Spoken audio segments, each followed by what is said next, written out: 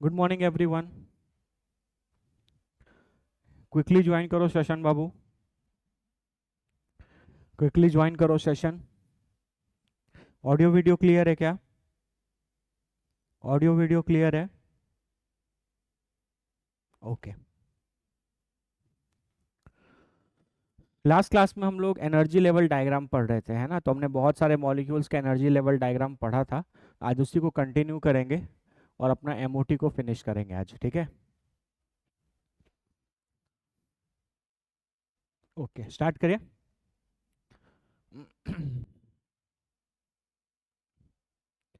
Last class में हमने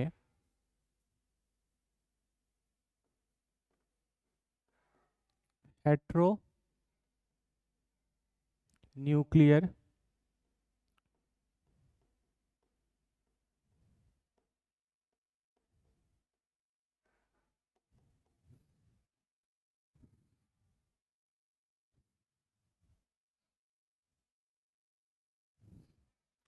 हेटेरोन्यूक्लियर diatomic molecule का एनर्जी लेवल डायग्राम पढ़ रहे थे और उसमें हमने एनओ का पढ़ा था। एक लास्ट एनर्जी लेवल डायग्राम बचा है जो हमारे सिलेबस में आता है, वो है सीओ, है ना? सीओ का एनर्जी लेवल डायग्राम जो है वो बाकी एनर्जी लेवल डायग्राम से थोड़ा सा डिफरेंट है, ठीक है? तो इसको अच्छे से देखेंगे, समझेंगे क्या है इसमें, है ना? और इससे रिलेटेड जो भी क्वेश्चंस आएंगे वो हम लोग आसानी से कर पाएंगे, ठीक है? पहले हम बनाते हैं, फिर हम आपको एक्सप्लेन करेंगे, ठीक है ना?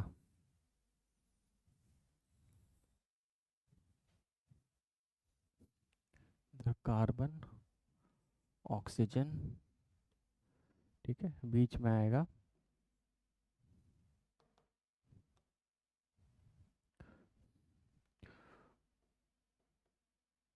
Molecular orbital.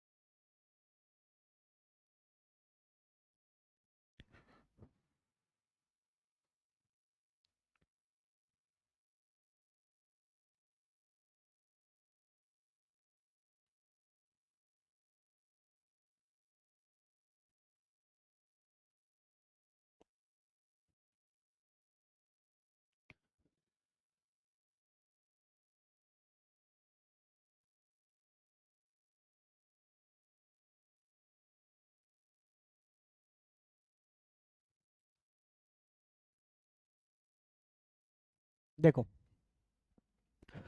यहाँ पे अगर हम ध्यान दें तो ये मेरे पास ये कार्बन है और ये ऑक्सीजन है, इस तरफ हम एटॉमिक ऑर्बिटल्स को रिप्रेजेंट करेंगे और बीच में रिप्रेजेंट करेंगे मॉलिक्यूलर ऑर्बिटल्स को, ठीक है।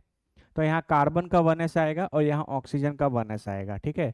तो कार्बन के 1s और ऑक्सीजन के 1s में एनर्जी का जो डिफरेंस है वो काफ़ी ज़्यादा होगा। ऑक्सीजन के 1s का एनर्जी कम होगा और कार्बन के 1s का एनर्जी क्या होगा, ज़्यादा। इन दोनों में बहुत ज़्यादा एनर्जी डिफरेंस होने के कारण ये एटॉमिक ऑर्बिटल्स कभी भी कंबाइन करके बॉन्ड फॉर्मेशन में पार्टिसिपेट नहीं कर पाएंगे। इसीलिए हम लोग इसको बोलेंगे ये एक NBMO है और ये भी आपका NBMO है। सेम उसी तरीके से जैसे NO में दो NBMO बने थे, ठीक है। उसके बाद चलो, ये इसका 2s है, ये इसका 2s है, ठीक है। ये इसका 2p है और ये भी इसका 2p है। अब इम्पॉर्टेंट बात क्या है कि इसका एक s ऑर्बिटल और इसका एक p ऑर्बिटल आपस में हाइब्रिडाइजेशन करेंगे, ठीक है। थोड़ा डिफरेंट है ये बाकियों से, ठीक है। एक s ऑर्बिटल और इसका एक p ऑर्बिटल क्या करेंगे, आपस में हाइब्रिडाइजेशन करेंगे। तो जब भी हाइब्रिडाइजेशन किया जाता है तो जितने एटॉमिक ऑर्बिटल्स कंबाइन करते हैं या हाइब्रिडाइजेशन में पार्टिसिपेट करते हैं उतने ही नए हाइब्रिड ऑर्बिटल्स बनते हैं। तो s और p से यहाँ पे दो हाइब्रिड ऑर्बिटल्स बनेंगे, sp1 sp2। सिमिलरली इसका s और इसका एक p, तो ये बनेगा sp1 और ये बनेगा sp2, ठीक है। अब बहुत ध्यान से समझना, देखो इस डायग्राम को देखो, इस साइड से है ना, इस साइड से दो आ रहे हैं, इस साइड से दो आ रहा है और इस साइड से भी दो हाइब्रिडाइज्ड ऑर्बिटल आ रहा है। तो अगर तुम ध्यान से देखो तो ये इस तरफ ऑक्सीजन का हाइब्रिडाइज्ड ऑर्बिटल हो गया दो और ये कार्बन का दो हाइब्रिडाइज्ड ऑर्बिटल हो गया। ये दोनों इस तरीके से आमने सामने आएंगे तो ये इस वाले और इस वाले के बीच में एनर्जी का डिफरेंस कम रहेगा, तो ये बॉन्ड बनाने में पार्टिसिपेट करेगा। लेकिन इसका ऊपर वाला और इसका नीचे वाला के बीच में एनर्जी डिफरेंस क्या है, बहुत ही ज़्यादा है। इन दोनों के बीच में एनर्जी का डिफरेंस बहुत ज़्यादा है, इसलिए ये वाले दो बॉन्ड बनाने में पार्टिसिपेट नहीं करेंगे, ठीक है। जिसके कारण इसका ऊपर वाला और इसके नीचे वाले के बीच में इसमें और इसमें एनर्जी का डिफरेंस क्या है, बहुत ज़्यादा है, इसीलिए बॉन्ड बनाने में पार्टिसिपेट नहीं करेंगे। तो इसीलिए ये भी बनेगा एक NBMO और ये भी बनेगा एक NBMO।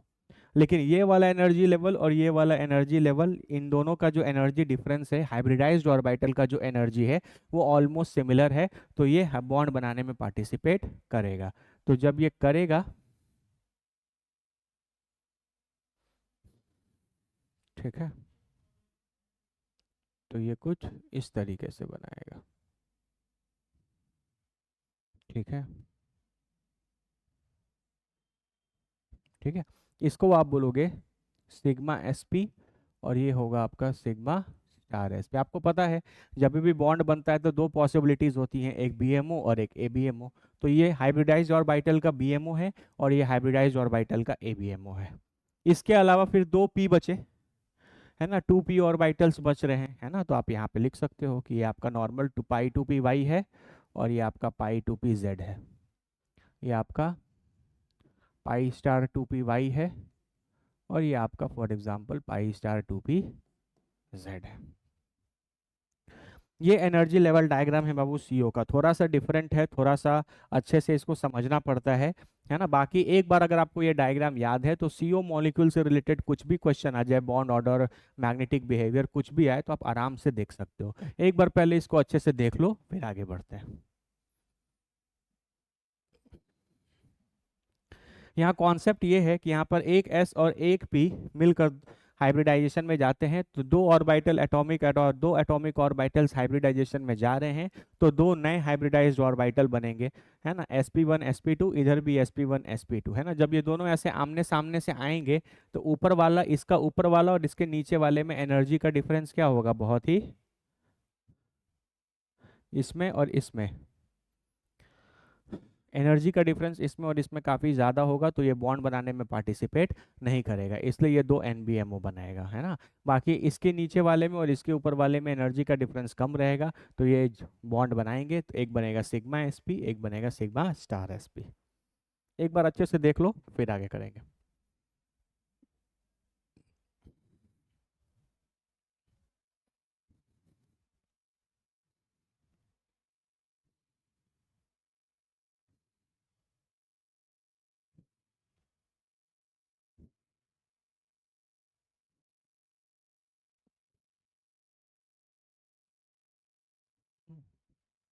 ये नहीं भी दिखाओगे तो चलेगा।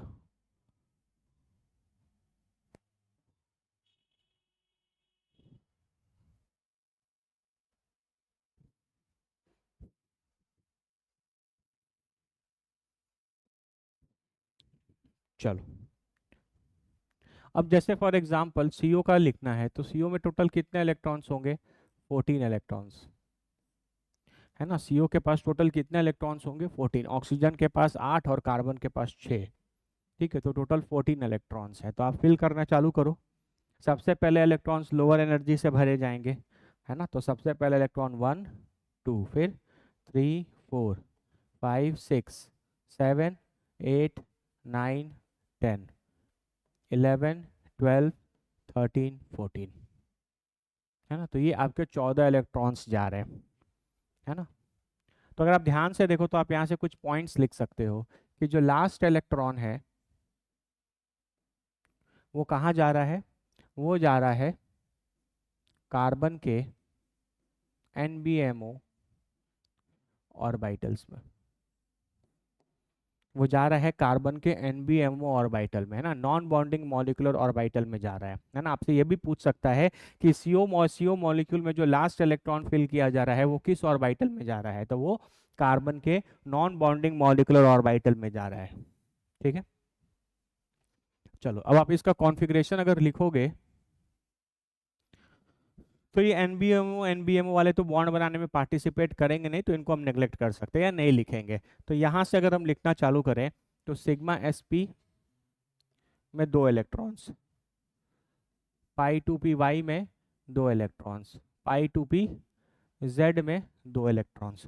उसके बाद ये भी एनबीएमओ है, ये भी एनबीएमओ है, तो इसको भी लिखने की ज़रूरत नहीं है। तो आप यहाँ पे ध्यान से देखो तो आपके पास एक सिग्मा और यहाँ पे 2 पाई बॉन्ड बन जाएंगे।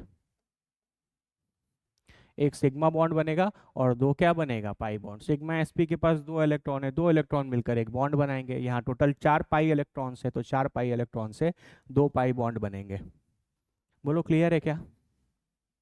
तो इसका बॉन्ड ऑर्डर कितना आ जाएगा? Bond order will be 3।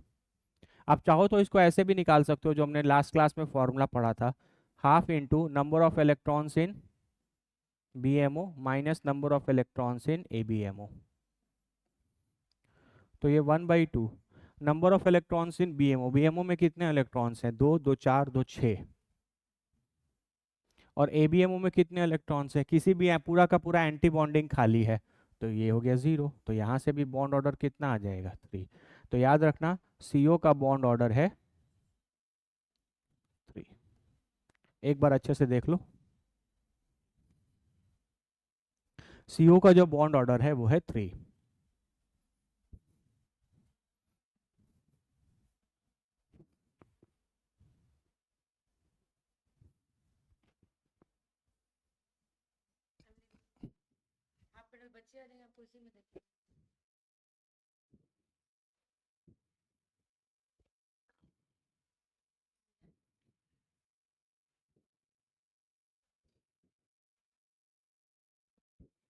ठीक है,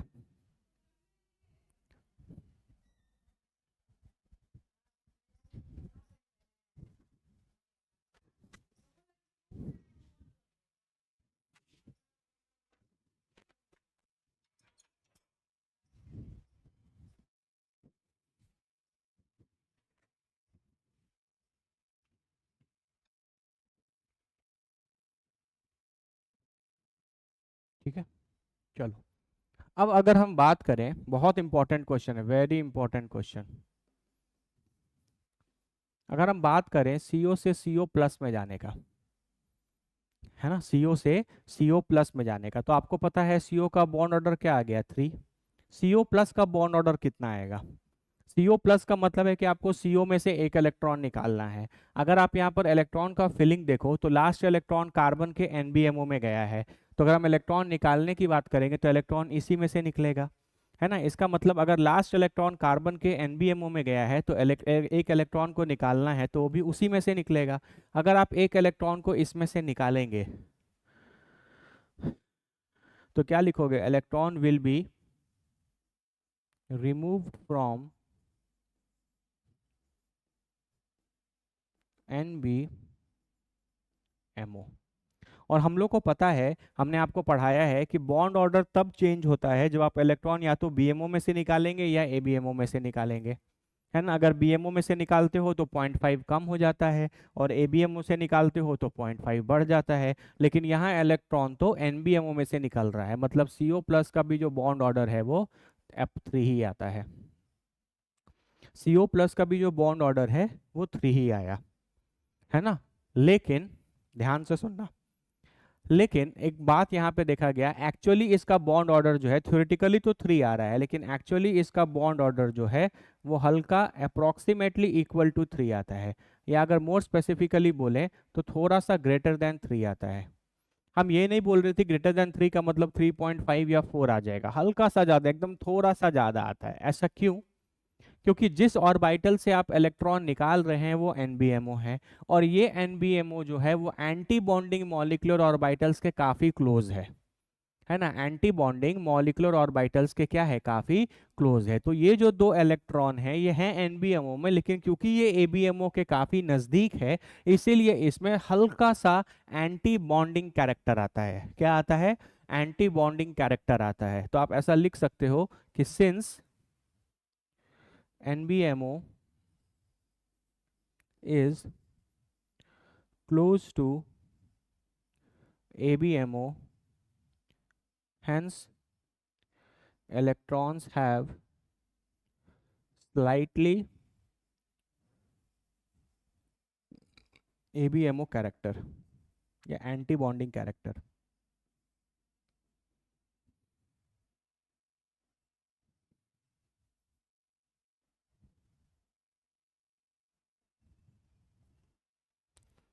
है ना, since NBMO is close to ABMO hence electrons have slight anti bonding character. क्योंकि ये ऑर्बिटल जो है वो ABMO के काफ़ी नज़दीक है तो इन इलेक्ट्रॉन्स में बहुत हल्का एंटी बॉन्डिंग कैरेक्टर आएगा।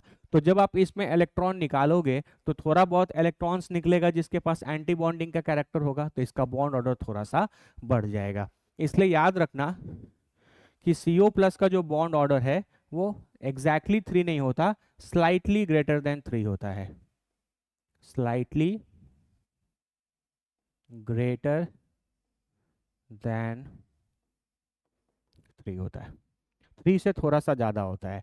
और ये चीज़ एक्सपेरिमेंटली भी प्रूव होता है ना। यहाँ हम तुमको था साइड में दिखा देते हैं, ये चीज़ एक्सपेरिमेंटली भी प्रूफ होता है।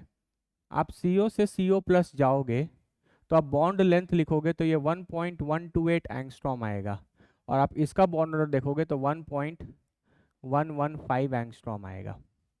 अगर इन दोनों के बॉन्ड ऑर्डर एग्जैक्टली सेम होते तो दोनों का बॉन्ड लेंथ भी सेम होना चाहिए था, लेकिन बॉन्ड लेंथ सेम नहीं है। CO का बॉन्ड लेंथ है 1.12 और CO प्लस का बॉन्ड लेंथ है 1.11।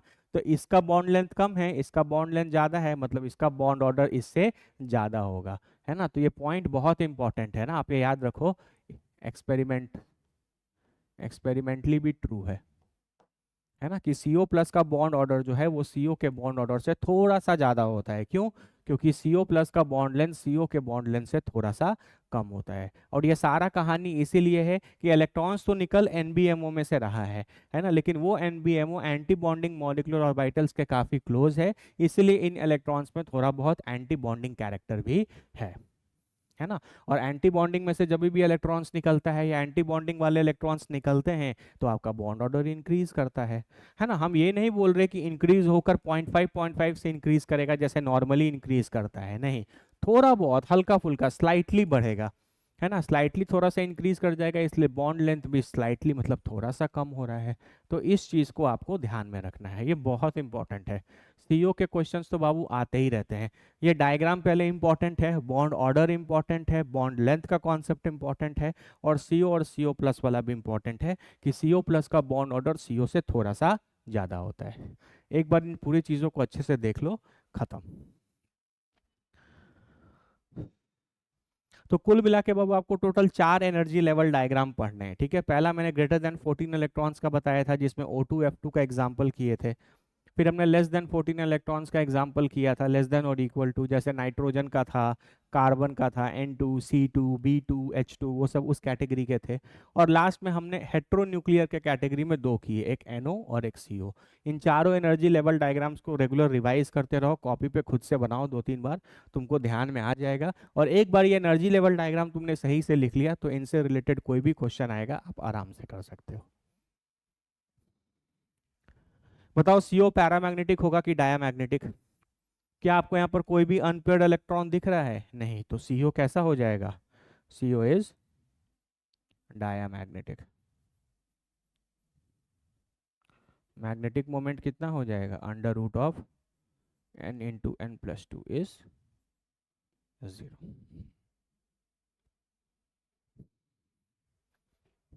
ठीक है, एक बार बाबू अच्छे से देख लो, फिर हम आगे बढ़ते हैं।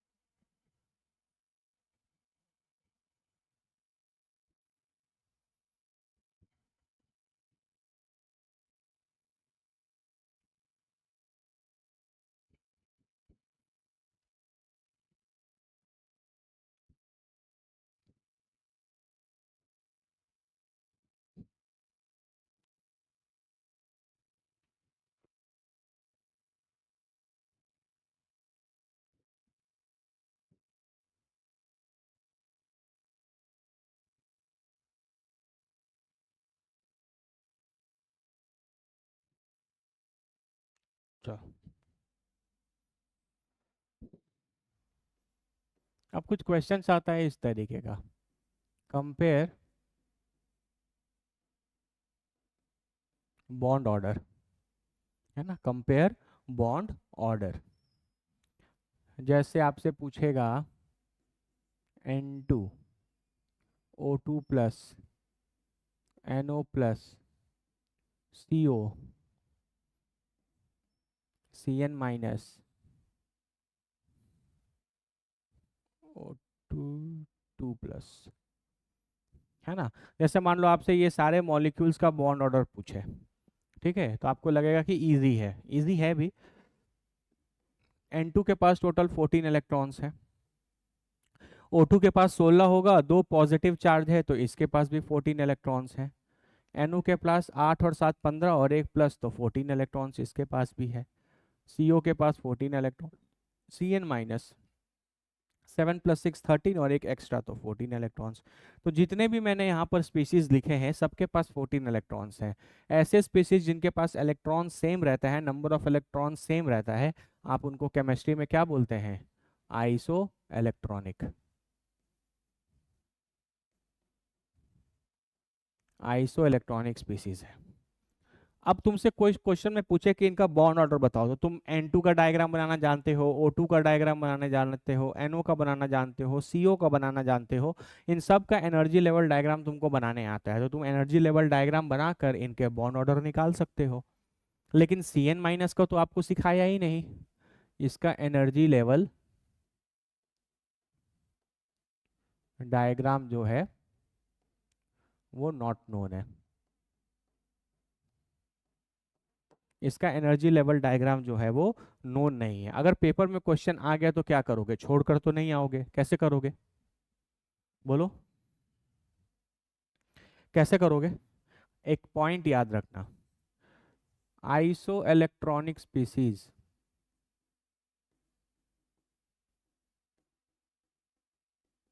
आइसो इलेक्ट्रॉनिक स्पीसीज का बॉन्ड ऑर्डर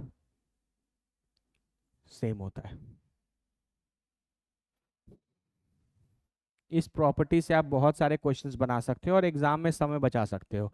जैसे सबको पता है N2 का बॉन्ड ऑर्डर 3 आता है और 3 14 इलेक्ट्रॉन है, मतलब जिनके पास भी 14 इलेक्ट्रॉन होंगे सबका बॉन्ड ऑर्डर क्या आएगा, 3 ही आएगा। Very important. तो इन सब का बॉन्ड ऑर्डर कितना है, 3।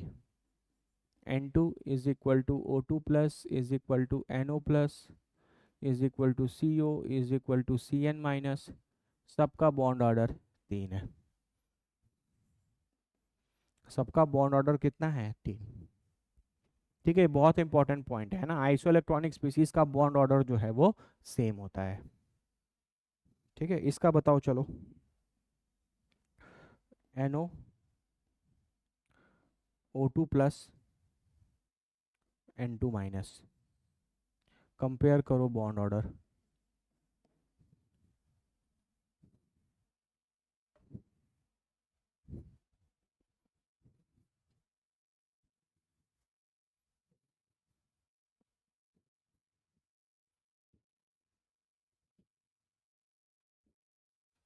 है ना, देखो यहाँ पे क्या है, NO के पास कितने इलेक्ट्रॉन है, 8 प्लस 7 15 इलेक्ट्रॉन्स। O2 प्लस के पास 16 प्लस 1 15 इलेक्ट्रॉन्स। और N2 माइनस के पास 14 और एक 15 इलेक्ट्रॉन्स। तो सबके पास 15 इलेक्ट्रॉन्स है, तो ये भी आपस में क्या हो गए बोलो, ये भी आपस में हो गए iso electronic, iso electronic species हो गए ये भी, है ना। तो अगर आपसे इनका भी बॉन्ड ऑर्डर पूछे तो आपको पता है NO O2 प्लस इन सब का बॉन्ड ऑर्डर कितना आता है, आप किसी भी एक से निकाल लेना, आप निकाले भी हैं पहले। इनका बॉन्ड ऑर्डर आता है 2.5, है ना। तो सबका बॉन्ड ऑर्डर जो है NO will be equal to O2 plus will be equal to N2 minus, और इन सब का बॉन्ड ऑर्डर आएगा 2.5, क्योंकि सारे के सारे आपस में क्या हैं, आइसो इलेक्ट्रॉनिक।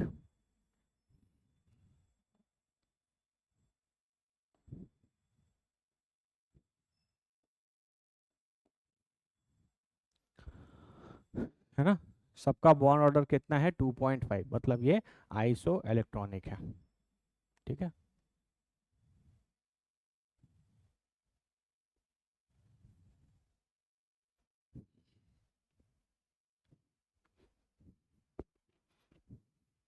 एक क्वेश्चन इस टाइप का पूछा एग्जाम में, compare bond length, oxygen oxygen bond length in O2 and O3। O2 और O3 में ऑक्सीजन ऑक्सीजन के बीच का जो बॉन्ड लेंथ है उनको कंपेयर करना है। तो ट्राई करो, इसको कैसे करोगे। Compare oxygen oxygen bond length in O2 and O3, मतलब ऑक्सीजन के मॉलिक्यूल में और ओजोन में आपको ऑक्सीजन ऑक्सीजन के बीच का जो बॉन्ड लेंथ है उसको कंपेयर करना है। कैसे करोगे, थोड़ा सोचो।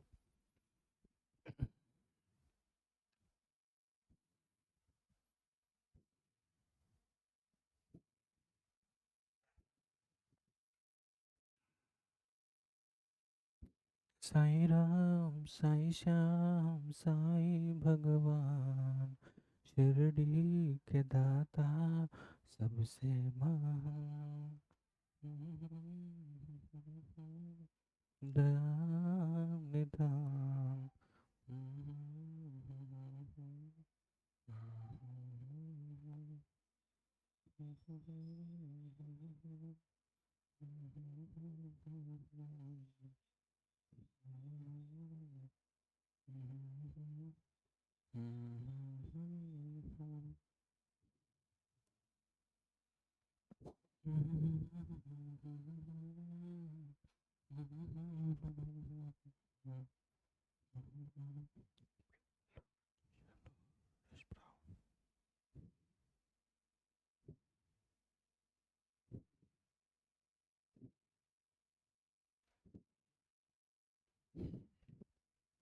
बोलो,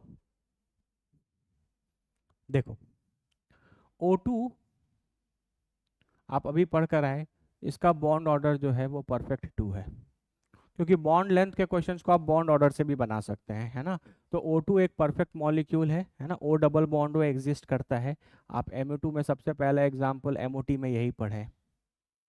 O3 को अगर आप कंपेयर करो तो O3 इज ओजोन, इसका स्ट्रक्चर भी आपने इसी चैप्टर में पढ़ा है। ये स्ट्रक्चर होता है ओजोन का, है ना, ओजोन का ये स्ट्रक्चर होता है, ठीक है।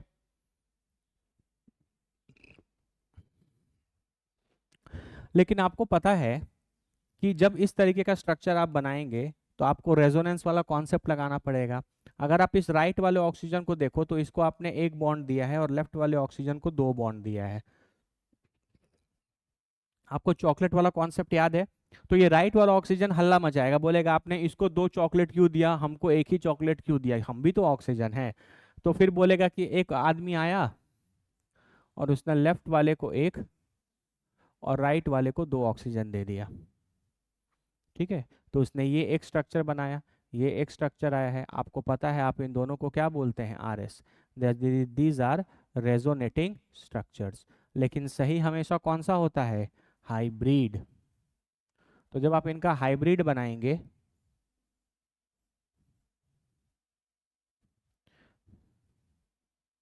तो वो कुछ इस तरीके का बनेगा, और यहाँ का बॉन्ड ऑर्डर आएगा 1+1/2 इज इक्वल टू 1.5, और बॉन्ड ऑर्डर 1.5 आया, है ना। तो अब बॉन्ड बॉन्ड लेंथ का ऑर्डर क्या आ जाएगा? जिसका बॉन्ड ऑर्डर कम उसका बॉन्ड लेंथ ज़्यादा, तो O3 का बॉन्ड लेंथ जो है वो O2 से ज़्यादा आएगा, है ना। याद करिए मैंने आपको बताया था पॉलीएटॉमिक मॉलिक्यूल्स में fractional bond order is explained by resonance. Polyatomic molecule में जो फ्रैक्शनल बॉन्ड ऑर्डर है it is explained by which phenomena? It is explained by resonance. यहाँ तक बातें क्लियर है क्या? बोलो, है कि नहीं? अरे बाबू देखो, ये सारी बातें हमने ऑलरेडी डिस्कस की हुई है ना, आप ध्यान से देखो। तो यहाँ पर एक आपने एक स्ट्रक्चर में इस ऑक्सीजन को डबल बॉन्ड दिया, उसको सिंगल दिया। दूसरे स्ट्रक्चर में आपने राइट वाले ऑक्सीजन को डबल बॉन्ड दिया, इसको सिंगल बॉन्ड दिया। तो जब हाइब्रिड बनता है तो वो तो इन दोनों का कॉम्बिनेशन बनेगा। तो ऐसा लग रहा है कि एक एक बॉन्ड तो दोनों ऑक्सीजन के पास हमेशा प्रेजेंट है ना। लेकिन एक बॉन्ड जो है वो कितने जगह घूम रहा है? दो जगह। तो उसके एक जगह का कंट्रीब्यूशन कितना आएगा? 1/2, है ना। एक चॉकलेट को दो लोगों में बांटना है तो दोनों को कितने कितने चॉकलेट मिलेंगे? आधा आधा चॉकलेट मिलेगा, है ना। कभी ये पाई बॉन्ड इसके तरफ है, कभी ये पाई बॉन्ड इसके तरफ है ना। तो इसीलिए ये एक पाई बॉन्ड जो है वो दो ऑक्सीजन के बीच में घूम रहा है, तो एक जगह का कंट्रीब्यूशन कितना आएगा? 1/2। तो इसका बॉन्ड ऑर्डर आ गया 1.5। अब आपको पता है bond length is inversely proportional to bond order. जितना ज़्यादा बॉन्ड ऑर्डर होगा उतना बॉन्ड लेंथ कम होगा, ठीक है। ये एक एग्जाम्पल है बाबू, ये हम आपको हमेशा बताते हैं कि इन case of poly atomic molecules fractional bond order is always explained by resonance, है ना। लेकिन डाई एटॉमिक मॉलिक्यूल्स में अगर बॉन्ड ऑर्डर फ्रैक्शनल आता है तो उसका आंसर आपको MOT देता है ना। जैसे आपने पिछले क्लास में NO पढ़ा था, NO का बॉन्ड ऑर्डर 2.5 आ रहा था। तो आपने देखा तो उसमें कि एक बॉन्ड जो ऐसा था पाई नेचर वाला जो एक ही इलेक्ट्रॉन से बना था, है ना। एक बाई बॉन्ड ऐसा था जो एक ही इलेक्ट्रॉन से बना था। ऑड इलेक्ट्रॉन जो बॉन्ड्स थे उनके कारण बॉन्ड ऑर्डर फ्रैक्शनल आता है in case of diatomic molecules, और वो एक्सप्लेन होता है बाबू आपका MOT से। हर एक बात जो हम आपको बताते हैं उसको बहुत अच्छे से पढ़िए, नोट्स बनाइए, रिवीजन करिए। यही सारे क्वेश्चंस आपको पेपर में दिखेंगे, इसी टाइप के दिखेंगे, है ना। और आप कंफर्टेबल पोजीशन में आ जाएंगे उन सारे क्वेश्चंस को करने के लिए अगर आपको ये सारे कॉन्सेप्ट्स अच्छे से आते हैं तो, ठीक है। एक बार इसको अच्छे से देख लो फिर हम आगे बढ़ते हैं।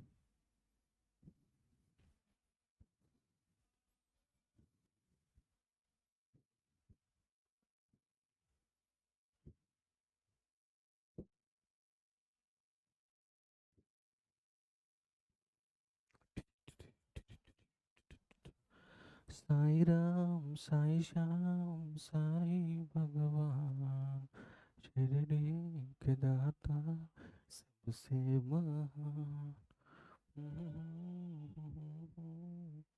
कथा निधान,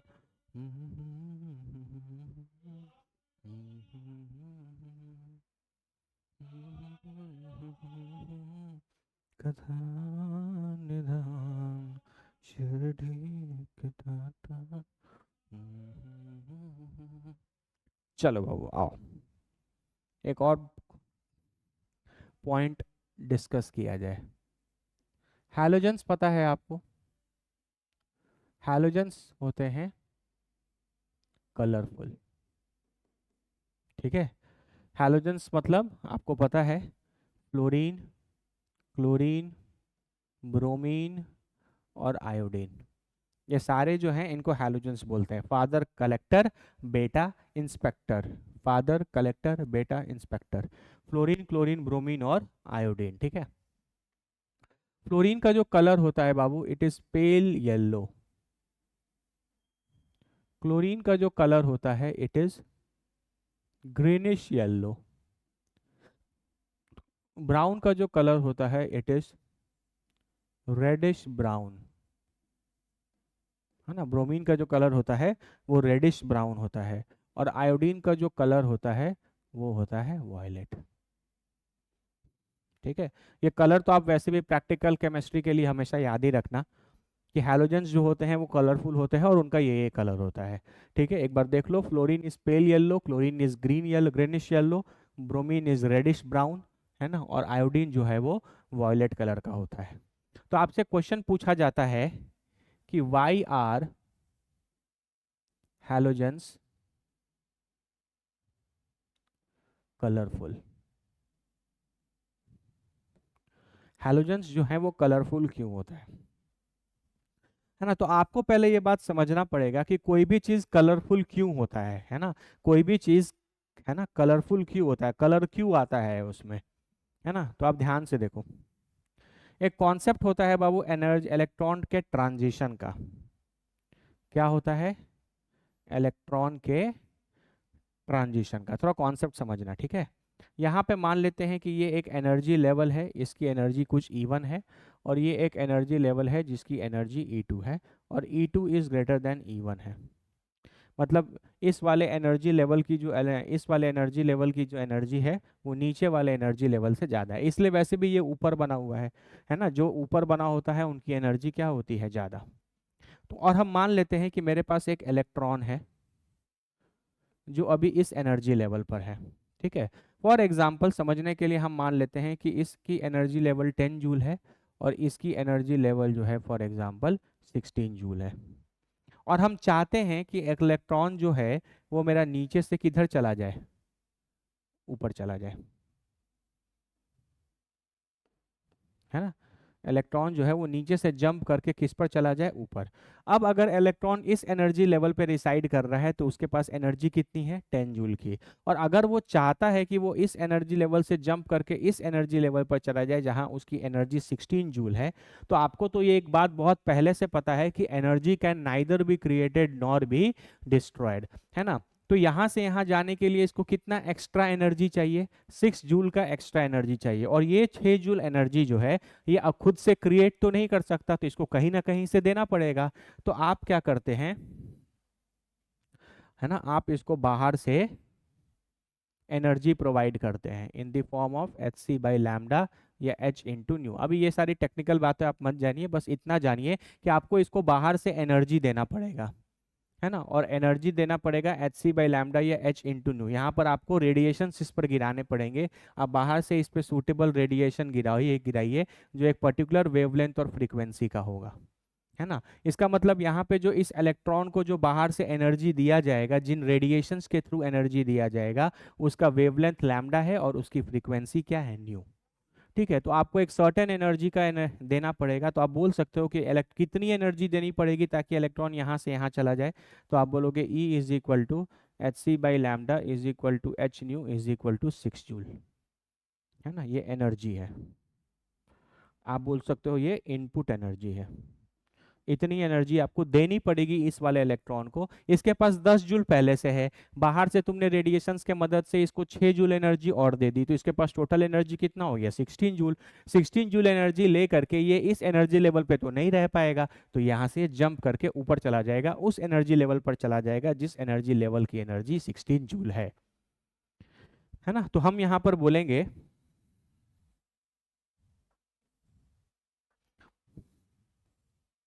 है ना, हम यहाँ पर बोलेंगे कि इलेक्ट्रॉन का ट्रांजिशन हुआ है है ना, लोअर एनर्जी लेवल से हायर एनर्जी लेवल तक, है ना, लोअर एनर्जी लेवल से हायर एनर्जी लेवल तक। ठीक है, सिमिलरली उल्टा केस इमेजिन करते हैं, इसकी एनर्जी 16 जूल है, इसकी एनर्जी 10 जूल है। यहाँ पर एक इलेक्ट्रॉन पहले से है, एक इलेक्ट्रॉन पहले से हायर एनर्जी लेवल पर है ना, और ये चाहता है ऊपर से नीचे आना। क्यों आना चाहेगा ये ऊपर से नीचे? क्योंकि जितनी कम इसकी एनर्जी होगी उतनी इस इलेक्ट्रॉन की स्टेबिलिटी ज़्यादा होगी, क्योंकि स्टेबिलिटी और एनर्जी हमेशा आपस में कैसे होते हैं, इनवर्सली प्रोपोर्शनल होते हैं। ठीक है, तो ये ऊपर हायर एनर्जी से लोअर एनर्जी पर आना चाहता है। ठीक है, हायर एनर्जी से लोअर एनर्जी पे आना चाहता है in order to gain stability. तो कैसे आएगा? अभी इसके पास 16 जूल एनर्जी है, ये इस एनर्जी लेवल पर तब आ सकता है जब इसके पास एनर्जी 10 जूल हो, है ना। मान लो मेरे पास 16 रुपए हैं और हम चाहते हैं कि मेरे पास 10 रुपए हो जाए, तो हम क्या करेंगे, 6 रुपए खर्च कर देंगे। सिमिलरली ये वाला जो इलेक्ट्रॉन है इस बार ये रेडिएशंस या एनर्जी एब्जॉर्ब नहीं करेगा, ये एनर्जी रिलीज कर देगा। और कितना, किस फॉर्म में करेगा? वही एच सी बाई लैम्डा या एच इंटू न्यू। और कितनी एनर्जी रिलीज करनी पड़ेगी?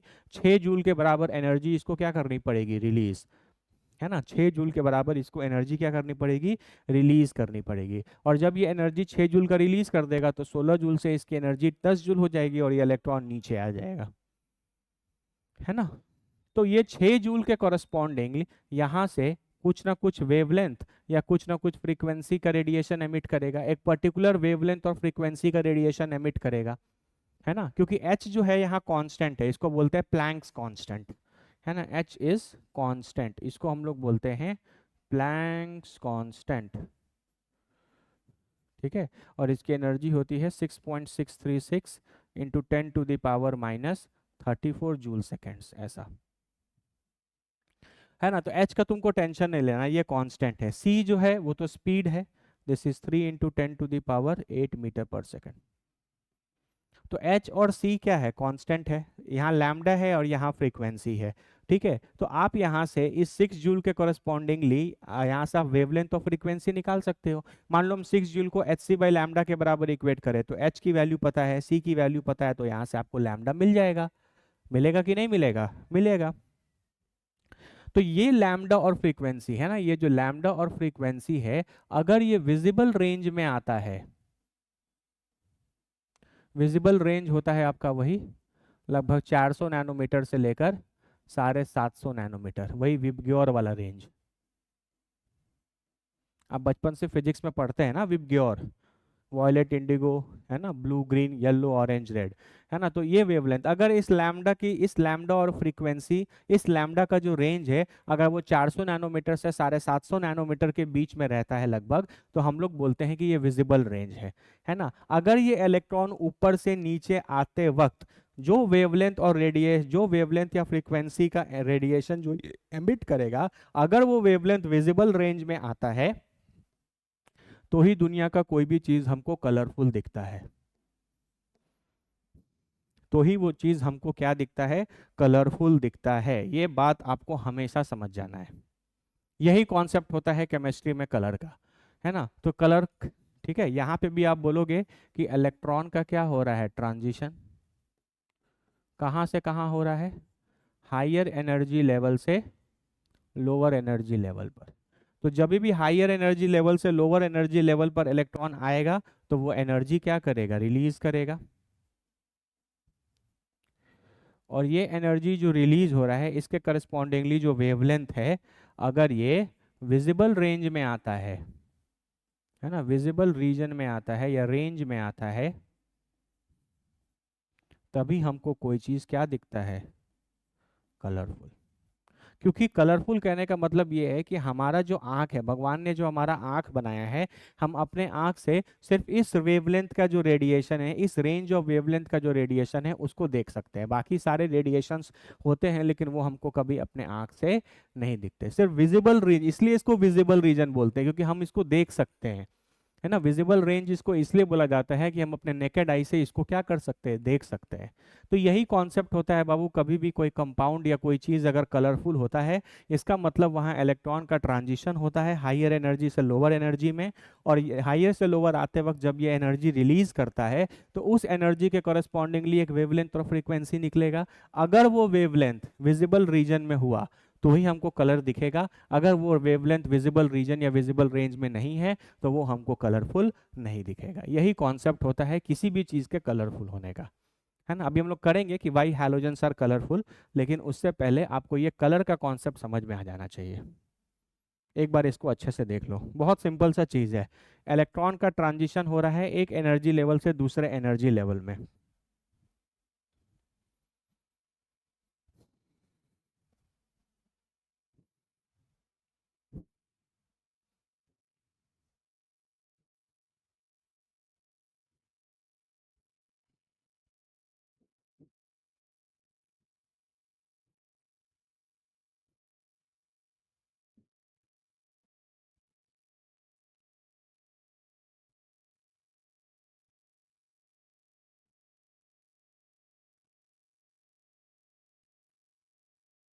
ठीक है, चलो जैसा मैं क्या एग्जांपल लेते हैं, फ्लोरीन का एग्जांपल ले लेते हैं, क्योंकि ये वाला एनर्जी लेवल डायग्राम आपने पढ़ा है, इसीलिए हम फ्लोरीन का ही ले लेते हैं।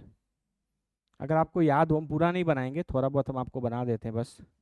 ये 1s है, sigma 1s, sigma star 1s, sigma 2s, sigma star 2s।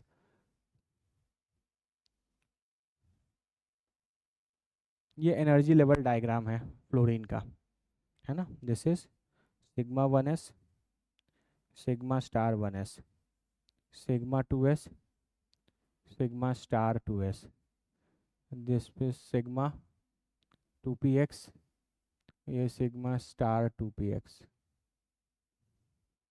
पाई 2py, पाई 2pz, ये पाई स्टार 2py, ये पाई स्टार 2pz। फ्लोरीन के पास टोटल नंबर ऑफ इलेक्ट्रॉन्स कितने होंगे, 18। भरो, 1 2 3 4 5 6 7 8 9 10 11 12 13 14 15 16 17 18, है ना। ये टोटल इलेक्ट्रॉन्स आपने भर दिए। बोलो क्लियर है। 18 इलेक्ट्रॉन आपने भर दिए।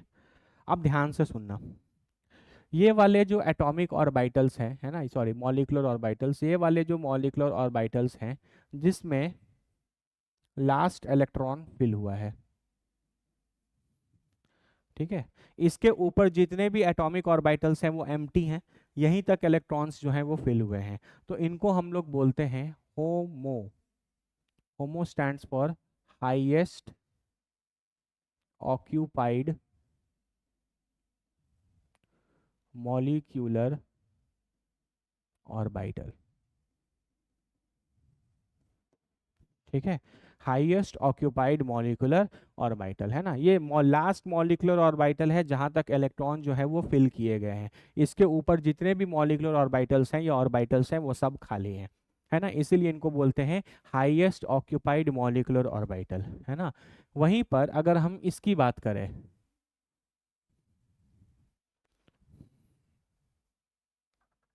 अगर हम इस सिग्मा स्टार 2px की बात करें, है ना, तो ये पहला ऐसा मॉलिक्यूलर ऑर्बिटल है जिसमें इलेक्ट्रॉन फिल नहीं किया गया, है ना, क्योंकि इसके ऊपर जितने भी होंगे उन सब में किसी में इलेक्ट्रॉन्स नहीं है। तो ये सबसे, उनमें से सबसे पहला, या ऐसा बोला जाएगा उनमें से सबसे लोवेस्ट एनर्जी का है ये, है ना। क्योंकि देखो जैसे जैसे तुम यहाँ से यहाँ जा रहे हो वैसे वैसे एनर्जी तो इंक्रीज ही करता जा रहा है ना। तो ये वाले जो इलेक्ट्रॉन्स थे, ये वाले जो ऑर्बिटल्स थे जिनमें इलेक्ट्रॉन्स फिल हुआ है, ये वो ऑर्बिटल्स थे हाईएस्ट एनर्जी के जिनमें इलेक्ट्रॉन भरे गए हैं। लेकिन तुम sigma star two p x को बोल सकते हो, इसको बोलते हैं LUMO. This is the lowest,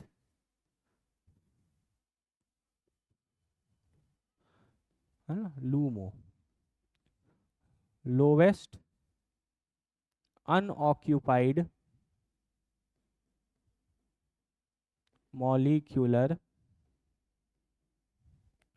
orbital, है ना। This is the lowest unoccupied molecular orbital. ये होमो है, ये लूमो है ना। ये वो हाईएस्ट ऑर्बिटल है जहां तक इलेक्ट्रॉन्स फिल किए गए हैं। इसके ऊपर जितने भी ऑर्बिटल्स होंगे उनमें से किसी के पास भी इलेक्ट्रॉन्स नहीं होंगे, लेकिन उनमें से भी इसका जो जस्ट ऊपर वाला होगा ये सबसे लोवेस्ट और मॉलिक्यूलर ऑर्बिटल है जिनके ऊपर इलेक्ट्रॉन नहीं है, जिनके पास इलेक्ट्रॉन्स नहीं है। क्योंकि इससे ऊपर जितने भी होंगे वो सब क्या होंगे, सबके पास इलेक्ट्रॉन्स नहीं होंगे। This is the lowest unoccupied molecular orbital, है ना। तो आप यहाँ से ध्यान से देखो, अगर हम यहाँ पे एक एनर्जी लेवल डायग्राम बनाएं तो हम इसको होमो बोल सकते हैं। होमो हमेशा नीचे होगा और लूमो हमेशा क्या होगा, ऊपर, है ना। तो यहाँ पर क्या होता है, यहाँ पर इलेक्ट्रॉन्स हैं, यहाँ पर अभी इलेक्ट्रॉन्स हैं, लूमो में कोई इलेक्ट्रॉन नहीं है, लेकिन ये इलेक्ट्रॉन नीचे से ऊपर और ऊपर से नीचे आ सकते हैं। इस इलेक्ट्रॉन का ट्रांजिशन हो सकता है, इलेक्ट्रॉन का ट्रांजिशन हो सकता है, कहाँ से कहाँ, होमो से लूमो, होमो से लूमो, है ना। होमो लूमो, होमो और लूमो के बीच में क्या होगा, इलेक्ट्रॉन का ट्रांजिशन होगा। कहीं से इसको एनर्जी मिलेगी तो इलेक्ट्रॉन पहले होमो से लूमो में चला जाएगा, लूमो में जाएगा तो उसकी एनर्जी बढ़ जाएगी, एनर्जी बढ़ जाएगी तो स्टेबिलिटी कम हो जाएगी, तो अपने आप को फिर से स्टेबल करने के लिए ये वापस लूमो से किस में आ जाएगा, होमो में आ जाएगा। तो ऊपर से नीचे जब ये आएगा तो ये एनर्जी क्या करेगा, रिलीज करेगा। अच्छा, जब ये एनर्जी रिलीज करेगा तो इसके करस्पॉन्डिंगली एक वेवलेंथ निकलेगा, और ये वेवलेंथ बाबू आपका निकलता है विजिबल रेंज में। और इसीलिए हैलोजेंस जो हैं वो कलरफुल होते हैं,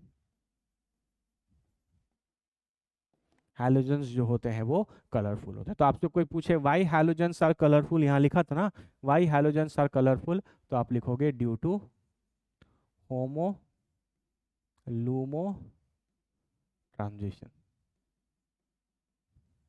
है ना, इलेक्ट्रॉन ट्रांजिशन। होमो और लूमो के बीच में जो इलेक्ट्रॉन का ट्रांजिशन होगा, उस ट्रांजिशन के कारण जो वेवलेंथ, जो एनर्जी रिलीज होगी और उसके कॉरस्पॉन्डिंगली जो वेवलेंथ आता है वो हमारे विजिबल रेंज में आता है। और विजिबल रेंज में आता है तो आने वाला जो चीज़ है वो हमको दिखाई देगा, उसमें से जो रेडिएशंस निकलेगा उसको हम अपने आँख से देख सकते हैं, इसीलिए वो हमको कलरफुल दिखाई देता है। ये बहुत इंपॉर्टेंट कॉन्सेप्ट है बाबू, जेई एडवांस में आ चुका है, ठीक है।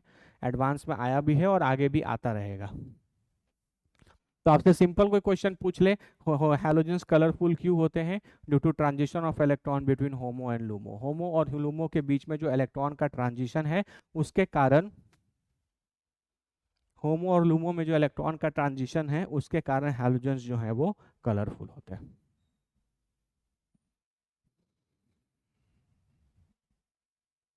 ठीक है। इसमें हम तुमको एक और पॉइंट बताते हैं,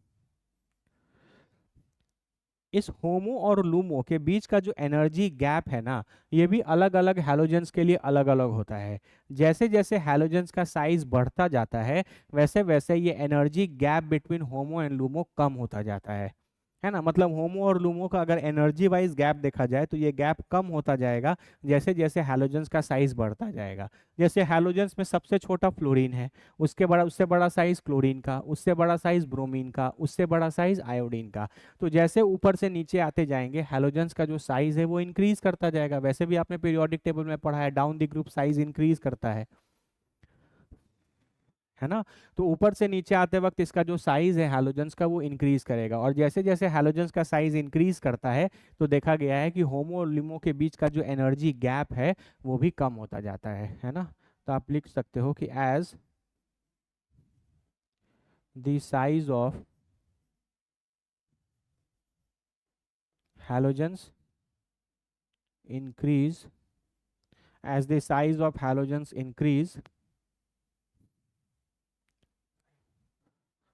size of halogens increase as the size, energy gap between homo and lumo decreases.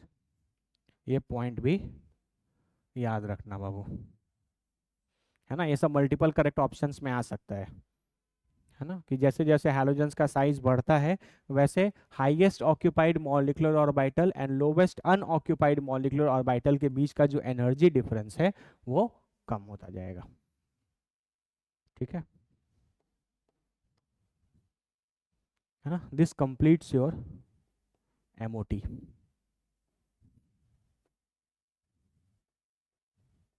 Molecular orbital theory भी आपका कंप्लीट हो गया, है ना। 3 लेक्चर हमने किए हैं लगभग मॉलिक्यूलर ऑर्बिटल में, इनको अच्छे से देख लो।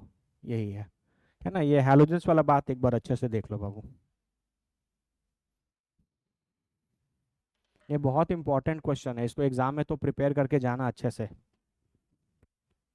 हैलोजेंस क्यों कलरफुल होते हैं, क्या है कॉन्सेप्ट, होमो किसको बोलते हैं, लूमो किसको बोलते हैं, ऐसे भी क्वेश्चन पूछा जा सकता है। होमो क्या है, HOMO is the highest occupied molecular orbital, और लूमो क्या है, लोवेस्ट अनऑक्यूपाइड मॉलिक्यूलर ऑर्बिटल। कुछ भी पूछ सकते हैं वो आपसे। जैसे मान लो आपसे पूछेगा कि N2 का जब आपने एमओटी डायग्राम बनाया या एनर्जी लेवल डायग्राम बनाई है तो बताइए एमओ N2 के केस में N2 का होमो क्या है, N2 का लूमो क्या है, NO प्लस का होमो क्या होगा, Na प्लस का लूमो क्या होगा, है ना। सीओ का होमो क्या है, सीओ प्लस का लूमो क्या होगा, कुछ भी पूछ सकते हैं। तो ये दोनों तो एक जनरल कॉन्सेप्ट है, ये हमेशा याद रखना। होमो किसको बोलते हैं और लूमो किसको बोलते हैं।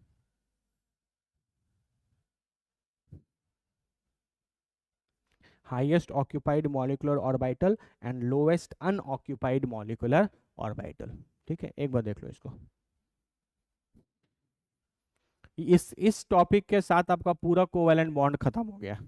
केमिकल बॉन्डिंग में पहले क्लास से लेकर आज तक हम लोग सिर्फ कोवैलेंट बॉन्ड्स के बारे में ही पढ़ रहे थे, है ना। वो वाला पार्ट भी आपका पूरे तरीके से फिनिश हो गया, है ना। अब बस एक लास्ट टॉपिक बचा है, आयनिक बॉन्ड, है ना, छोटा सा है। उसको हम लोग कर लेंगे 1 से 2 क्लास में, वो भी खत्म हो जाएगा और केमिकल बॉन्डिंग खत्म। ये चैप्टर बाबू अगर आपको आ गया ना तो आपको पूरी केमिस्ट्री का बैकबोन आपका स्ट्रांग हो गया। हम सच बता रहे हैं, है ना। केमिस्ट्री में concept wise basic fundamental wise आपको कभी भी कोई दिक्कत नहीं होगा, है ना। और केमिकल बॉन्डिंग वैसे भी केमिस्ट्री का सबसे इम्पोर्टेंट चैप्टर है। इस चैप्टर से इंडिविजुअली बहुत सारे क्वेश्चंस आ जाते हैं, बाकी इन चैप्टर का तो यूज तो अलग अलग चैप्टर में है ही।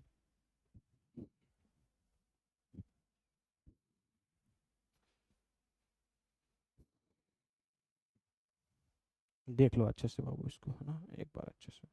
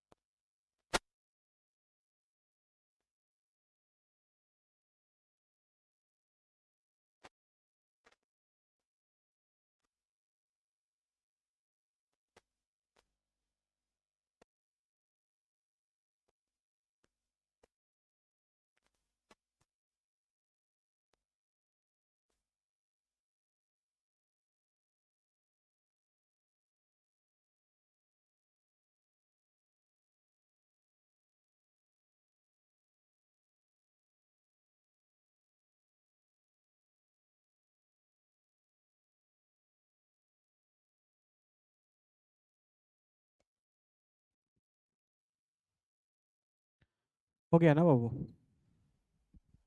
देख लो इसको।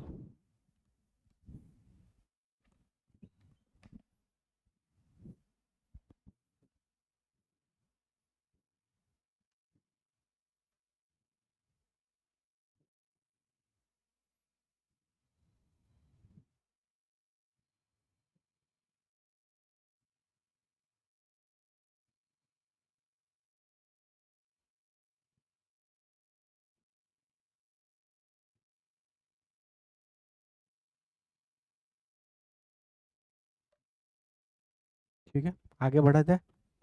चलो, अब हमारे पूरे इस चैप्टर का सबसे लास्ट टॉपिक,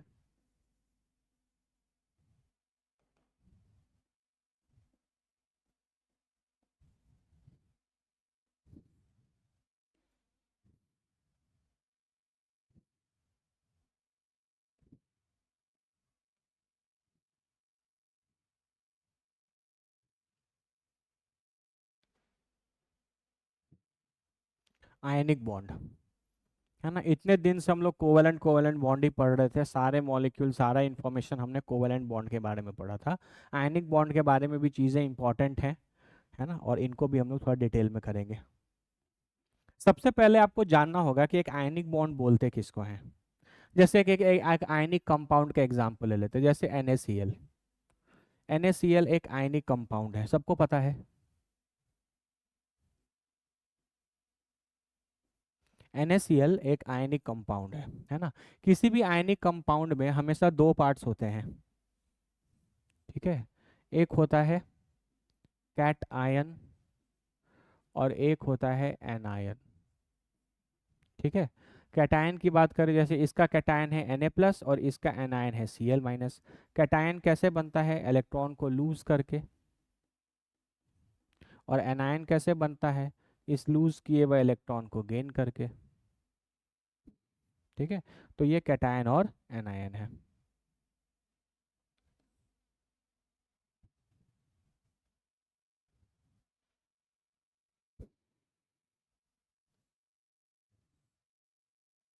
है ना, तो जैसे फॉर एग्जांपल यहाँ हम कैटायन बनाए, ये मेरा Na+ है और ये मेरा Cl- है ना।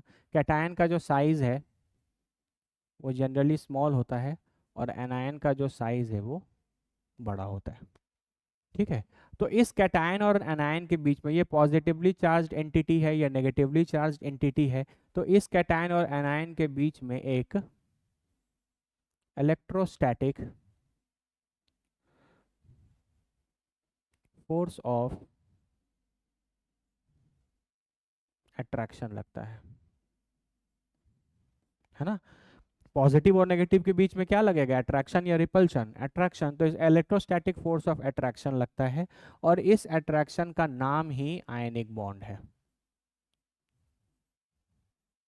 ना। इस इलेक्ट्रोस्टैटिक अट्रैक्शन का जो नाम है, इसी को आप आयनिक बॉन्ड बोलते हैं, ठीक है। और आप आयनिक बॉन्ड को कभी भी इस तरीके से रिप्रेजेंट नहीं करते, NaCl को ऐसे नहीं रिप्रेजेंट करेंगे। इस तरीके का जो रिप्रेजेंटेशन होता है, it is used only for covalent compounds या कोवेलेंट बॉन्ड्स,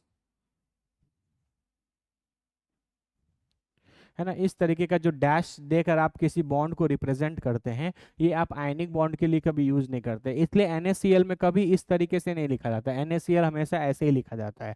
वो बाय डिफॉल्ट सबको पता है कि अगर आपने यहाँ पर कोई बॉन्ड रिप्रेजेंट नहीं किया है, कोई लाइन कोई डैश रिप्रेजेंट नहीं किया है, इसका मतलब ये कोवेलेंट बॉन्ड नहीं है, ये एक आयनिक बॉन्ड है, NaCl। ठीक है, तो हम सबसे बेसिक फंडामेंटल तो बाबू आपको यही क्लियर होना चाहिए कि दुनिया में हर एक कैटायन और एनायन के बीच में लगने वाला जो इलेक्ट्रोस्टैटिक फोर्स ऑफ अट्रैक्शन है, इस अट्रैक्शन को ही हम लोग आयनिक बॉन्ड बोलते हैं, ठीक है। और आयनिक बॉन्ड और कोवेलेंट बॉन्ड में अगर कंपैरिजन किया जाए तो ionic bonds are stronger than covalent bonds, है ना। आयनिक बॉन्ड जो है वो एक स्ट्रॉन्गर बॉन्ड है as compare to covalent bond. ये सब बातें आपको पता होना चाहिए। एक आयनिक बॉन्ड में हमेशा एक कैटायन और एक एनायन प्रेजेंट रहेगा। कैटायन हमेशा इलेक्ट्रॉन को लूज करके बनता है, एनायन हमेशा इलेक्ट्रॉन को गेन करके बनता है। ठीक है। कैटायन पॉजिटिवली चार्ज होता है, एनायन नेगेटिवली चार्ज होता है। और इस पॉजिटिव और नेगेटिव चार्ज के बीच में लगने वाले इस फोर्स ऑफ अट्रैक्शन को हम आयनिक बॉन्ड बोलते हैं। आयनिक बॉन्ड का कोई रिप्रेजेंटेशन नहीं होता, कोई बॉन्ड, कोई लेंथ, कोई डैश, कोई लाइन से आयनिक बॉन्ड को रिप्रेजेंट नहीं किया जाता।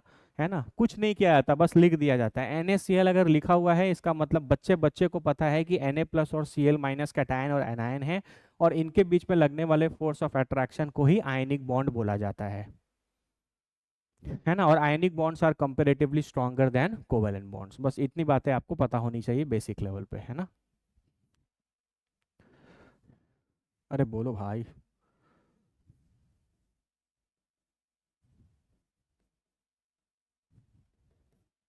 आयनिक बॉन्ड का सबसे बेसिक और सबसे फंडामेंटल कॉन्सेप्ट जिसका नाम है फजान्स रूल। जिसका नाम क्या है? फजान्स रूल। ठीक है, करेंगे इसको एक बार, देख लो पहले बेसिक्स। आराम आराम से पढ़ो बाबू, है ना, कोई दिक्कत नहीं है।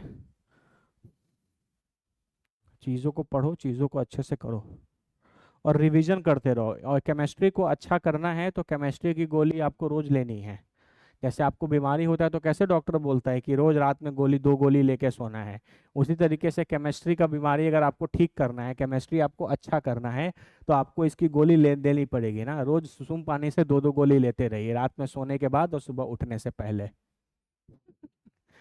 है ना, रात में सोने के बाद और सुबह उठने से पहले 2-2 गोली लेते रहना है ना। तो वो लोग सर खाएंगे कब? आप बोल रहे हैं सोने के बाद और उठने से पहले, तो गोली खाएंगे कब? है ना, मजाक कर रहे हैं। इंपॉर्टेंट बात यह है बाबू की रिवीजन, है ना। केमिस्ट्री आपको अच्छा करना है, स्पेशली ऑर्गेनिक और इनऑर्गेनिक अच्छा करना है, तो आप पढ़ाई गई चीज़ों को बार बार रिवाइज कीजिए। ऑर्गेनिक केमिस्ट्री में तो प्रैक्टिस भी अच्छा खासा करना पड़ेगा।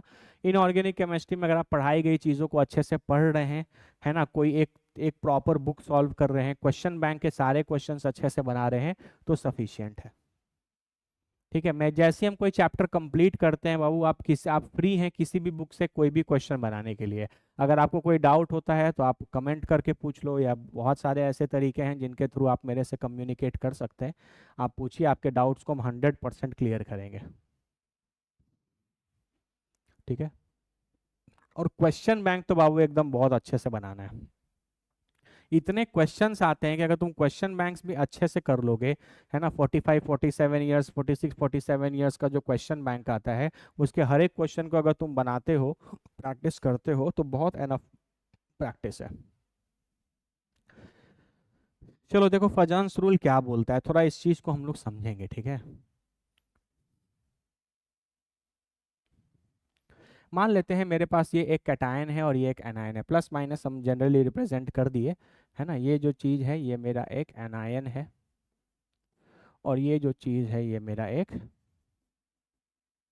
कैटायन है। ठीक है। एनायन के पास बहुत सारे इलेक्ट्रॉन्स होंगे,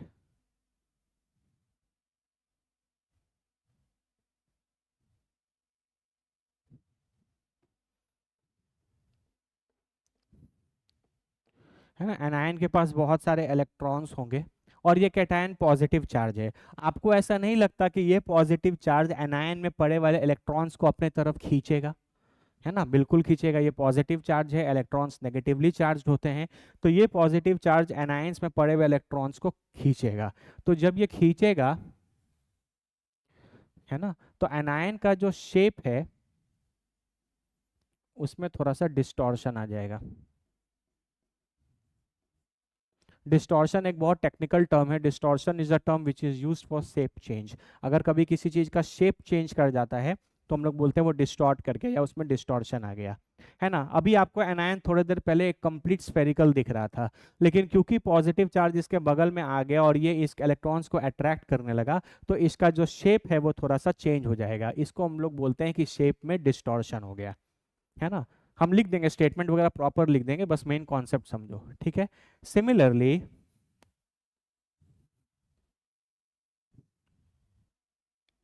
सिमिलरली अगर ध्यान दिया जाए तो एनायन के अंदर भी एक न्यूक्लियस होगा, है ना, दिस इज एनायन का न्यूक्लियस, है ना। एनायन के आखिर कोई भी जैसे Cl माइनस ही है, तो Cl माइनस के अंदर सी क्लोरीन का न्यूक्लियस तो होगा, और न्यूक्लियस में प्रोटॉन्स भी होंगे, न्यूक्लियस इसका पॉजिटिवली चार्ज्ड भी होगा। तो एनायन का जो न्यूक्लियस है वो कैटायन में भी तो इलेक्ट्रॉन्स होंगे, ऐसा कोई एटम आयन तो है नहीं जिसमें इलेक्ट्रॉन्स नहीं हो, तो कैटायन के पास भी इलेक्ट्रॉन्स हैं। तो ये एनायन का जो न्यूक्लियस है जो कि पॉजिटिवली चार्ज्ड है, वो इस कैटायन के भी, इस कैटायन के भी इलेक्ट्रॉन्स को अपने तरफ खींचने की कोशिश करेगा, जिसके कारण कैटायन में भी क्या आ जाएगा, डिस्टॉर्शन आ जाएगा। कैटायन में भी क्या आ जाएगा, डिस्टॉर्शन आ जाएगा। ये फंडामेंटल कॉन्सेप्ट आपको समझना है। कैटायन ओवरऑल पूरा का पूरा कैटायन ओवरऑल पॉजिटिवली चार्ज्ड है, तो ये पूरा का पूरा कैटायन एनायन के इलेक्ट्रॉन क्लाउड को अपने तरफ झुका लेता है, जिसके कारण उसके शेप में डिस्टॉर्शन आता है। सिमिलरली जब ये इसके इलेक्ट्रॉन क्लाउड को अपने तरफ खींचेगा तो क्लोरीन भी, Cl माइनस भी तो बोलेगा कि मेरे पास भी तो न्यूक्लियस है, मेरे एटम आयन के अंदर भी पॉजिटिवली चार्ज न्यूक्लियस है। वो न्यूक्लियस कैटायन के इलेक्ट्रॉन्स को अपने तरफ खींचने की कोशिश करेगा, जिसके कारण कैटायन का भी जो शेप है वो थोड़ा बहुत डिस्टॉर्ट हो जाएगा, है ना। इसका मतलब आप ये देख सकते हो कि डिस्टॉर्शन जो है वो दोनों में ही हो रहा है, कैटायन में भी हो रहा है एंड एनायन में भी हो रहा है। कैटायन और एनायन में दोनों में डिस्टॉर्शन हो रहा है, लेकिन डिस्टॉर्शन इन एनायन जो है, डिस्टॉर्शन इन एनायन जो है वो ज्यादा होता है एज कंपेयर टू कैटायन, है ना। ये बहुत इंपॉर्टेंट पॉइंट है, ठीक है। Distortion in anion is greater than distortion in cation,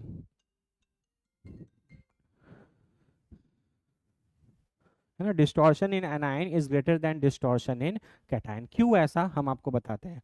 देखो कैटायन जो है ना, कैटायन जो है उसके ये जो इलेक्ट्रॉन्स हैं, है ना, एक तो कैटायन का साइज हमेशा छोटा होता है, और छोटे साइज होने के कारण ये जो कैटायन का जो न्यूक्लियस है ये अपने इलेक्ट्रॉन्स को बहुत कस के पकड़ के रखता है ना। देखो कैटायन का साइज छोटा है, और छोटे साइज होने के कारण कैटायन का जो न्यूक्लियस है वो अपने इलेक्ट्रॉन्स को कस के पकड़ के रखता है। अगर मान लो हम तुमको कस के पकड़ कर रखें और सामने वाला तुमको कितना भी अट्रैक्ट करने की कोशिश करे तो तुम में, तो वो तुमको ज्यादा अट्रैक्ट नहीं कर पाएगा। समझो मेरी बात को, जैसे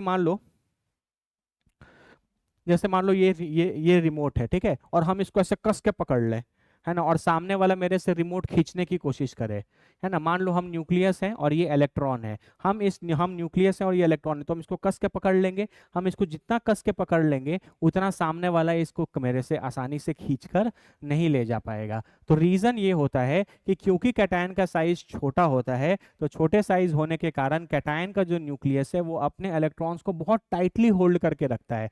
ये अगर इन इलेक्ट्रॉन्स को बहुत कस के पकड़ के रखेगा तो एनायन का जो न्यूक्लियस का जो पॉजिटिव चार्ज है वो इन इलेक्ट्रॉन्स को अपने तरफ ज्यादा खींच नहीं पाएगा, इसीलिए इसमें डिस्टॉर्शन जो है लगभग नेग्लिजिबल होता है। या कैटायन में हम लोग डिस्टॉर्शन की जनरली बात नहीं करते, क्योंकि distortion in cation is very much less than distortion in anion, ठीक है। जबकि यहाँ पर ऐसा बात नहीं है ना। यहाँ पर एक तो ये कैटायन पूरा का पूरा पॉजिटिवली चार्ज्ड है, इसका साइज छोटा है तो इसकी चार्ज डेंसिटी भी ज्यादा होगी,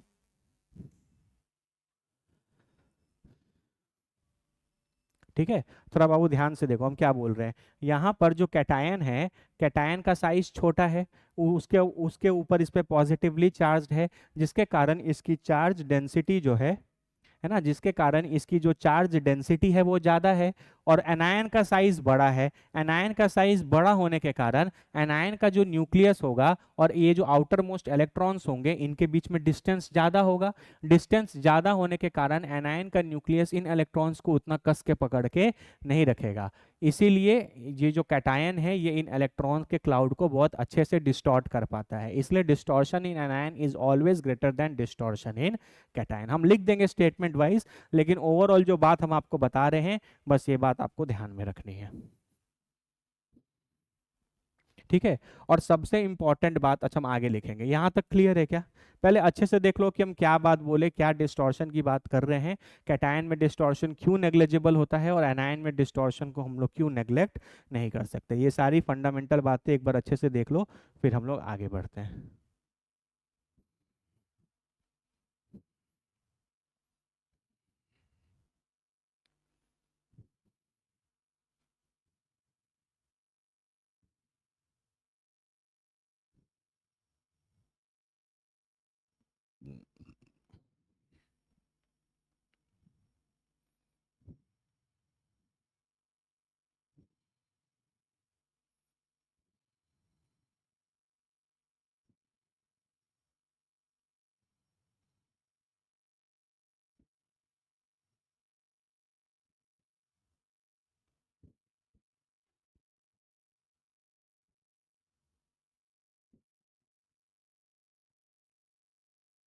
ठीक है, देखो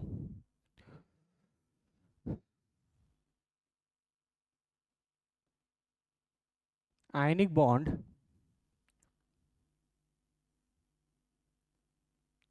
is formed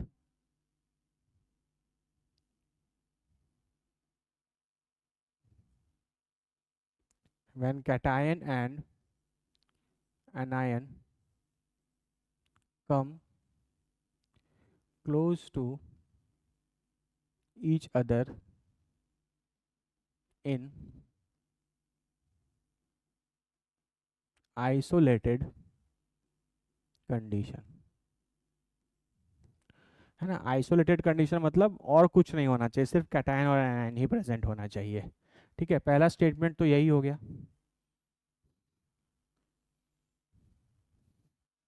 उसके बाद ionic bond is formed when cation and anion come close to each other in isolated condition. ठीक है, उसके बाद electron cloud of anion is distorted due to charge of cation. Electron cloud of anion is distorted due to charge of cation.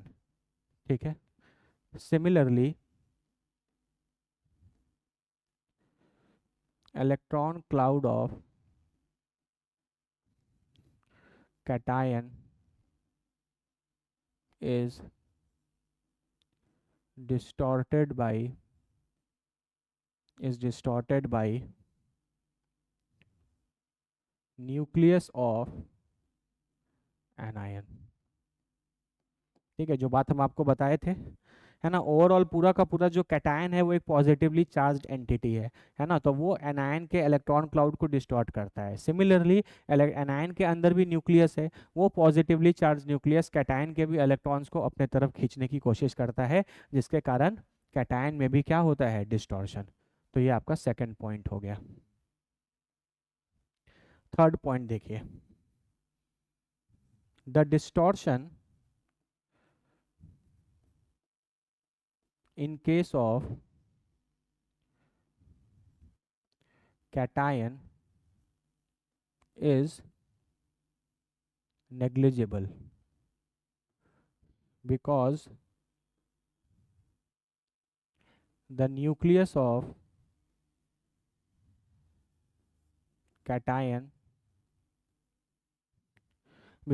nucleus of cation holds its electrons tightly due to its small size. Due to its small size. The distortion in case of cation is negligible because the nucleus of cation holds its electrons tightly due to its small size, है ना। Cation का size छोटे होने के कारण cation का जो nucleus है वो अपने इलेक्ट्रॉन्स को कस के पकड़ के रखता है। अगर हम अपने इलेक्ट्रॉन को कस के पकड़ लें तो सामने से कोई मेरे इलेक्ट्रॉन को खींच कर नहीं ले जा पाएगा, जिसके कारण कैटायन में डिस्टॉर्शन हमेशा क्या होता है, कम। ठीक है, लेकिन एनायन में डिस्टॉर्शन होता है। ठीक है, आप इसको नेग्लिजिबल नहीं मान सकते, है ना। क्यों होता है? क्योंकि एनायन का जो साइज है वो बड़ा होता है, जिसके कारण nucleus do not attract its own electrons strongly, है ना। यहाँ पर देखो एनायन का साइज बड़ा है, तो एनायन के न्यूक्लियस और इस इलेक्ट्रॉन के बीच में डिस्टेंस ज़्यादा है, और डिस्टेंस अगर ज़्यादा है तो ये फिर उतने डिस्टेंस अगर फिर ज़्यादा है तो ये उतने स्ट्रॉन्ग फोर्स से इसको खींच नहीं पाता, है ना, खींच नहीं पाता, पकड़ के नहीं रख पाता। तो और दूसरा और क्या फैक्टर है सामने में? सामने में जो कैटायन है उसका साइज क्या है? छोटा, और साइज छोटा होने के कारण इसकी चार्ज डेंसिटी जो है वो बहुत ज़्यादा है ना। छोटे से छोटे कैटायन का साइज, एक तो साइज छोटा, ऊपर से उस पर चार्ज, तो चार्ज डेंसिटी क्या होता है ना, वो ज़्यादा होगा। चार्ज डेंसिटी अगर आपको याद हो तो आपने पीरियोडिक टेबल में पढ़ा है, आप इसको बोलते हो चार्ज बाई साइज। तो चार्ज तो प्रेजेंट है और साइज छोटा है, डिनोमिनेटर जितना ज़्यादा छोटा होगा चार्ज डेंसिटी उतना ज़्यादा होगा। तो ये सारे में मिल करके एक बात प्रेफर करेंगे कि एनायन में डिस्टॉर्शन ज़्यादा होगा, है ना। अब ध्यान से सुनना, जितना ज़्यादा डिस्टॉर्शन होगा इस फेनोमेना को हम बोलते हैं उतना ज़्यादा पोलराइजेशन होगा। मेरी बात ध्यान से सुनना, इस फेनोमेना को, मतलब कैटायन के खींचने से एनायन का जो साइज डिस्टॉर्ट हो रहा है, इस पूरे के पूरे फेनोमेना को हम लोग पोलराइजेशन का फेनोमेना बोलेंगे। और जितना ज़्यादा डिस्टॉर्शन होगा उतना ज़्यादा कोवैलेंट कैरेक्टर आता है, उतना ज़्यादा कोवैलेंट कैरेक्टर आता है। बाबू ये चीज़ तो आप एकदम ब्रह्मास्त्र है, very very very very important. ठीक है, मतलब ये जो खींचा थी, मतलब जो खींचातानी वाला काम चल रहा है और इसके कारण ये जो एनायन में डिस्टॉर्शन आ रहा है, इस पूरे इफेक्ट को आप बोलते हैं पोलराइजेशन फेनोमेना। और जितना ज्यादा डिस्टॉर्शन होगा, जितना ज्यादा पोलराइजेशन वाला ये वाला फेनोमेना होगा, उतना ज्यादा कोवैलेंट कैरेक्टर आएगा, है ना। इसका मतलब आप बोल सकते हो, यहाँ से कमेंट किया जाता है कि नो कंपाउंड इज 100% आयनिक। दुनिया का कोई भी कंपाउंड 100% आयनिक नहीं है, क्योंकि देखो हर आयनिक कंपाउंड में कैटायन और एनायन होगा, और हर कैटायन एनायन को थोड़ा बहुत तो डिस्टॉर्ट कर ही देगा, और थोड़ा बहुत भी अगर डिस्टॉर्ट कर देता है तो थोड़ा बहुत उसमें कोवैलेंट कैरेक्टर तो आ ही जाएगा, और थोड़ा बहुत कोवैलेंट कैरेक्टर आ जाने के कारण वो जो कंपाउंड है बाबू, वो जो कंपाउंड है वो 100% आयनिक नहीं रह सकता, है ना। यही है फजान्स रूल। फजान्स रूल इसी फेनोमेना को एक्सप्लेन करता है। फजान्स रूल ने, फजान साइंटिस्ट का नाम था, इन्होंने पूरे तरीके से डिस्टॉर्शन को एक्सप्लेन किया, और डिस्टॉर्शन के आ जाने के कारण कोई भी कंपाउंड जो है वो 100% कोवैलेंट आयनिक नहीं रह जाता, उसमें कुछ ना कुछ कोवैलेंट कैरेक्टर जरूर आ जाता है। तो दुनिया के हर आयनिक कंपाउंड में कैटायन और एनायन तो प्रेजेंट ही होंगे, उसमें कैटायन एनायन को थोड़ा या ज़्यादा डिस्टॉर्ट करेगा ही करेगा, और डिस्टॉर्शन अगर थोड़ा या ज़्यादा थोड़ा भी हुआ तो उसमें थोड़ा बहुत तो कोवैलेंट कैरेक्टर आ ही जाएगा। इसलिए दुनिया का कोई भी कंपाउंड 100% आयनिक नहीं होता। ठीक है, ये पूरी फेनोमेना को अच्छे से समझ लो, जो जो बातें मैंने आपको बताई हैं इसको अच्छे से समझ लो। इस पे बहुत सारे क्वेश्चंस आते हैं, फजान्स रूल पे बहुत सारे क्वेश्चंस आते हैं। अभी हम लोग उन क्वेश्चंस पे धीरे धीरे बढ़ेंगे। ठीक है, पहले अच्छे से एक बार देख लो कि हम यहाँ पर क्या क्या पॉइंट्स लिखे हैं। ठीक है, एक बार देख लो इसको।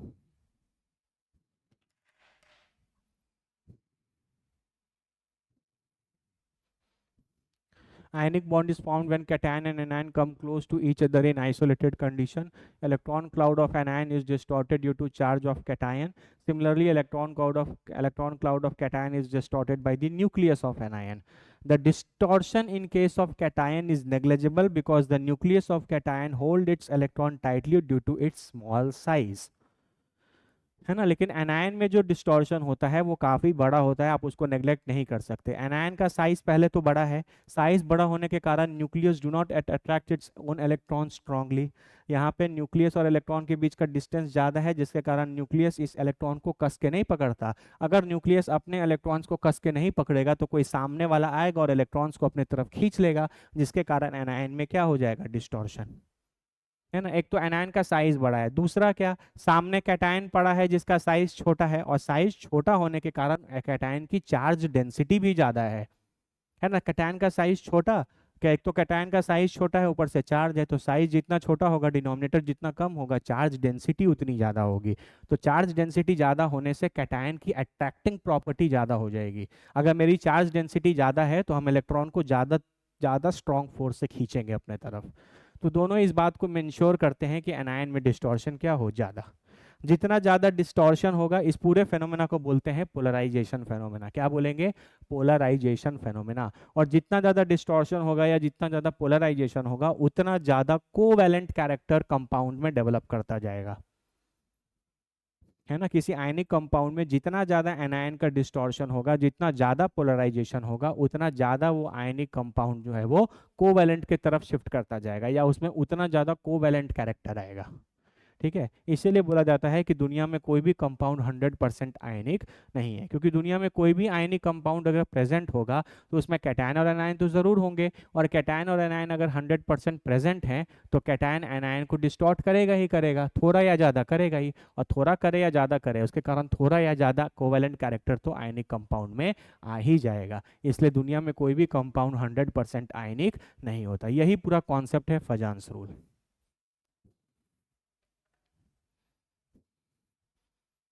ठीक है। ठीक है, तो नेक्स्ट क्लास में हम लोग इसके आगे कंटिन्यू करेंगे।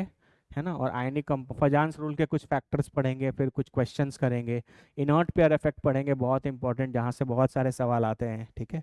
और फिर हम लोग आगे आयनिक कंपाउंड में और भी कुछ कुछ चीज़ें हैं, थर्मल स्टेबिलिटी, सॉल्युबिलिटी, है ना, ये सारी चीज़ें करेंगे और कम ख़त्म करेंगे चैप्टर। ठीक है बाबू, मिलते हैं नेक्स्ट क्लास में। Thank you. Thank you.